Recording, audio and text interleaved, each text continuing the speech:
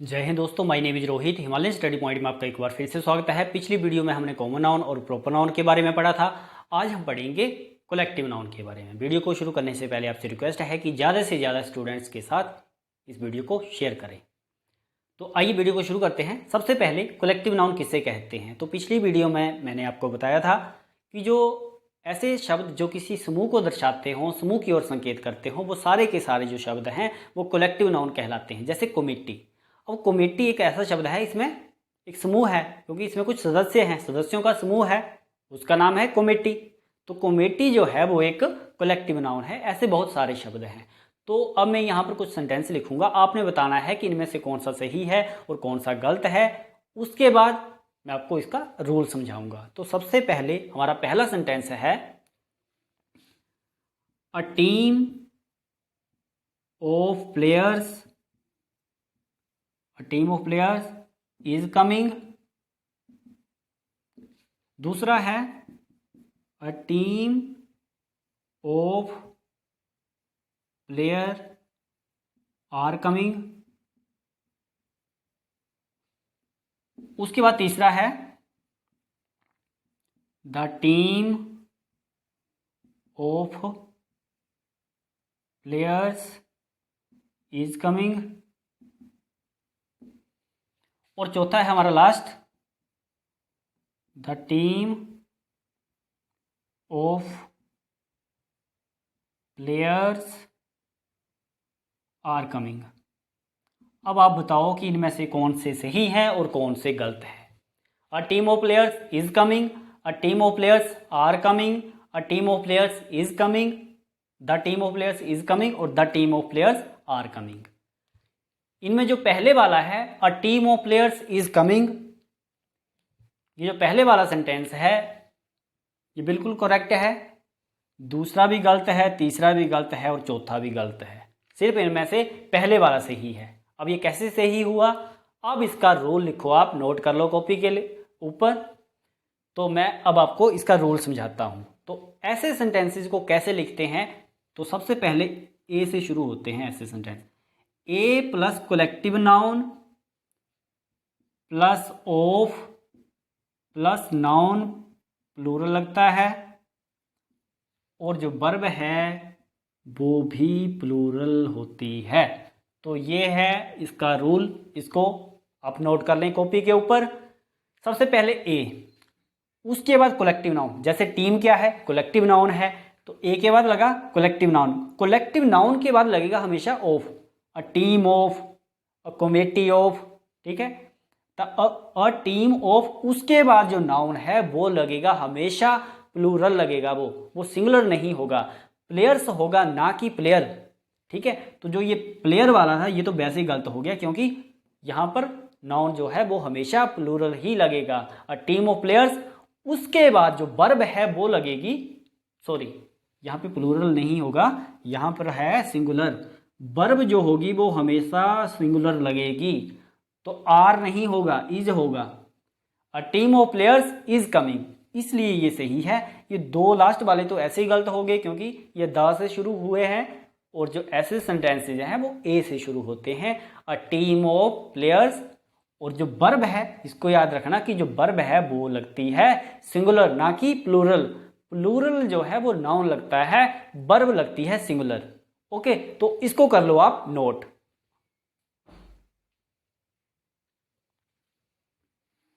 अब जो है हम कलेक्टिव नाउन को तीन हिस्सों में बांटेंगे और आपको बताएंगे कि यहां से कैसे कैसे क्वेश्चन पूछे जाते हैं। तो ये आ गया हमारा कलेक्टिव नाउन। कलेक्टिव नाउन को तीन हिस्सों में बांटेंगे हम। सबसे पहले जो है जेनरिक, जेनरिक के बाद है हमारा ग्रुप, और तीसरा है डिस्ट्रीब्यूटिव। ओके, तो सबसे पहले समझो जेनरिक। ऐसे कलेक्टिव नाउन जो अलग अलग मटेरियल से बने होते हैं उन्हें हम बोलते हैं generic collective noun. Generic collective noun कौन से होते हैं?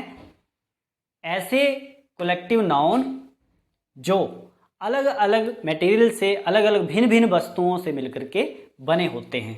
यहाँ पे लिख देता हूँ मैं, भिन्न भिन्न वस्तुएं। अब फॉर एग्जाम्पल देता हूँ मैं आपको। जैसे हमारे पास है फर्नीचर।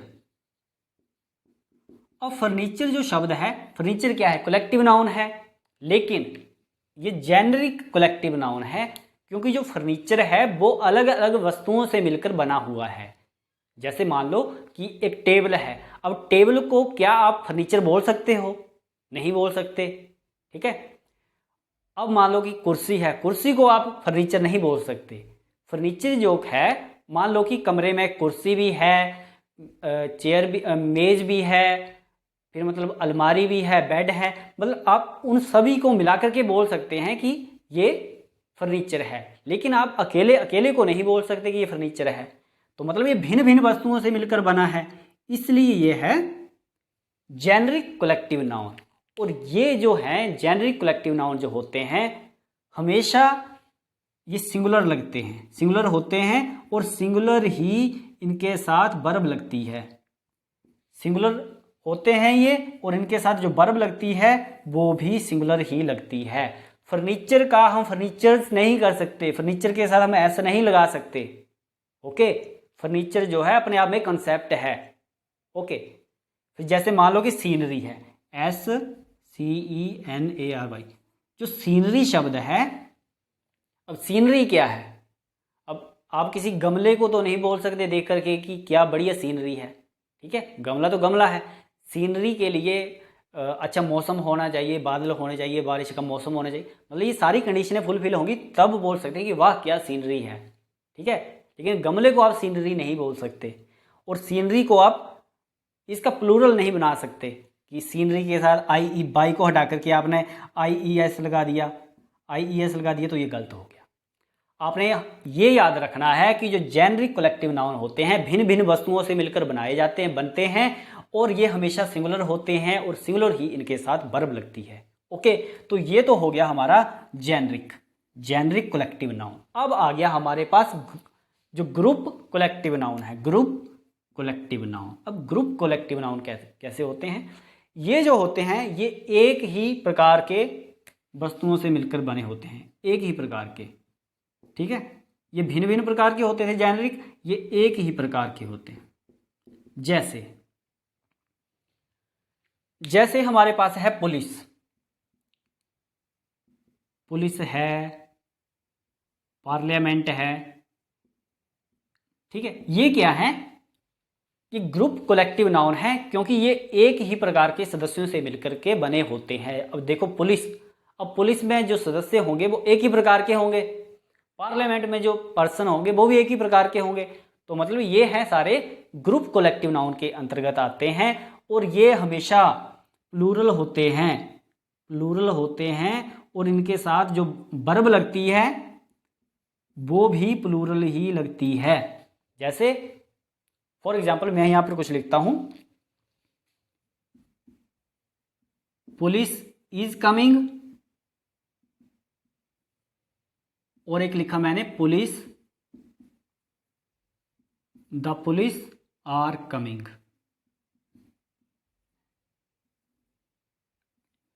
इनमें से बताओ कि कौन सा सही है और कौन सा गलत है। जो पुलिस है वो क्या है? एक ग्रुप कलेक्टिव नाउन है, और ग्रुप कलेक्टिव नाउन जो होते हैं वो हमेशा प्लूरल ही यूज किए जाते हैं, और वर्ब भी इनके साथ प्लूरल ही लगती है, और आर्टिकल द का यूज भी किया जाता है, आर्टिकल द का यूज भी इनके साथ किया जाता है। तो द पुलिस आर कमिंग ये वाला सही है, और ये वाला गलत है, पुलिस इज कमिंग ये गलत है। तो आपने क्या जाना ग्रुप कलेक्टिव नाउन से कि ये एक ही प्रकार के सदस्यों से मिलकर के बने होते हैं, और ये हमेशा प्लूरल होते हैं, और प्लूरल ही ये वर्ब लगती है इनके साथ, और इनके साथ आर्टिकल ता का प्रयोग भी किया जाता है, ठीक है। तो ये हो गए हमारे कलेक्टिव नाउन, और ये हो गए जेनेरिक ग्रुप कलेक्टिव नाउन, और ये हो गए जेनेरिक कलेक्टिव नाउन। ओके, अब मैं इन दोनों को पहले रब कर देता हूं, फिर आपको बताता हूँ जो डिस्ट्रीब्यूटिव होते हैं उनको समझाने के लिए मैं पहले यहाँ पर कुछ सेंटेंस लिखता हूँ। आपने बताना है कि कौन कौन से सही हैं और कौन से गलत हैं। सिर्फ 2 ही लिखूंगा। हमारा पहला सेंटेंस है the parliament was United over the Kashmir issue. The parliament was United, बाज को यहां पर हम बर कर देते हैं। द पार्लियामेंट बर United over the Kashmir issue. और दूसरा है the parliament was divided over the Kashmir issue. बताओ इनमें से कौन सा सही है और कौन सा गलत है। बहुत ही इंपॉर्टेंट है ये। आज के बाद आप इसमें गलती नहीं करोगे, इतने सिंपल तरीके से मैं आपको बताऊंगा। द पार्लियामेंट बर United over the Kashmir issue और दूसरा है the parliament was divided over the Kashmir issue. जो ये पहले वाला सेंटेंस है द पार्लियामेंट बर United over the Kashmir issue, ये बिल्कुल गलत है। The parliament was divided over the Kashmir issue, ये भी गलत है। ये दोनों के दोनों गलत हैं। इन दोनों में से कोई भी सही नहीं है। अब ये क्या रूल है, अब इसका रूल समझो। चाहे लिखना हो तो लिख लो, ऐसे समझना हो तो ऐसे समझ लो। अब देखो जो पार्लियामेंट है, क्या ये सिंगुलर है या प्लूरल है? तो पार्लियामेंट ना तो सिंगुलर है ना तो प्लूरल है। ठीक है, ये दोनों भी हो सकते हैं। ये सिंगुलर भी हो सकता है और प्लूरल भी हो सकता है सेंटेंस के हिसाब से। तो हमको कैसे पता लगेगा कि यहाँ पर बर लगेगा कि यहाँ पर बाज लगेगा? अब पार्लियामेंट में है सदस्य। ओके, अब मान लो कि पार्लियामेंट के सदस्य जो हैं वो, मतलब मान लो कि कोई केस है, ठीक है, उसके ऊपर उन्होंने वोटिंग करनी है। ठीक है, वोटिंग करनी है। अब मान लो कि सभी का एक ही मत है, सभी का डिसीजन जो है वो एक ही है, मतलब वो एक ही पक्ष में है सारे के सारे। उस केस में जो पार्लियामेंट है, मतलब जो कलेक्टिव नाउन है, वो यूज किया जाएगा सिंगुलर की तरह यूज किया जाएगा और सिंगुलर ही उसके साथ वर्ब लगेगी। ओके, बट अगर जो सदस्य हैं बीच में, चाहे पार्लियामेंट हो, चाहे पुलिस हो, चाहे कुछ भी हो, ज्यूरी हो, अगर जो बीच में सदस्य हैं अगर उनका मत एक है, सिंपल भाषा में समझो कि अगर सभी का मत सेम है तब वो सिंगुलर होगा और सिंगुलर ही वर्ब लगेगी उसके साथ। और अगर जो सदस्य हैं उनका अलग अलग मत है, एक कुछ कह रहा है दूसरा कुछ कह रहा है, मतलब उनका जो आपस में जो विचार हैं वो नहीं मिल रहे हैं, अलग अलग हैं, तब वो प्लूरल की तरह यूज किया जाएगा और प्लूरल ही उनके साथ वर्ब लगेगी। अब पहले केस में था द पार्लियामेंट बर यूनाइटेड। अब यूनाइटेड लिखा है तो यूनाइटेड के साथ मतलब उनका मत एक है। डिवाइडेड है तब अलग है ना, यूनाइटेड मतलब एक है, सभी का मत एक है, तो यहां पर होना था बाज ना कि बर। ओके, द पार्लियामेंट बाज United over the Kashmir issue, ये बिल्कुल सही है। और दूसरा है द पार्लियामेंट बाज डिवाइडेड। बाज डिवाइडेड नहीं होगा क्योंकि यहां पर होगा बर डिवाइडेड। क्यों होगा? क्योंकि सभी का मत जो है वो अलग अलग है, अलग अलग मत है, इसलिए जो पार्लियामेंट है वो प्लूरल हो जाएगा और प्लूरल के साथ जो वर्ब लगेगी वो भी प्लूरल ही लगेगी, ना कि सिंगुलर लगेगी। ओके, दोबारा से इस रूल को समझ लो कि अगर सदस्यों का जो मत है, सोच है, अगर सेम है, सभी की सेम है, तब जो कलेक्टिव नाउन है वो सिंगुलर की तरह यूज किया जाएगा और सिंगुलर ही उसके साथ लगेगी वर्ब।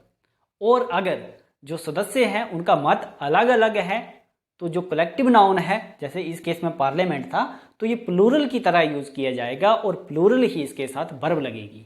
तो ये था हमारा कलेक्टिव नाउन। आई होप कि आपको वीडियो पसंद आई है। अगर आपको वीडियो पसंद आई है तो ज़्यादा से ज़्यादा स्टूडेंट्स के साथ इस वीडियो को शेयर करें। मिलते हैं नेक्स्ट वीडियो में। Thank you, have a nice day.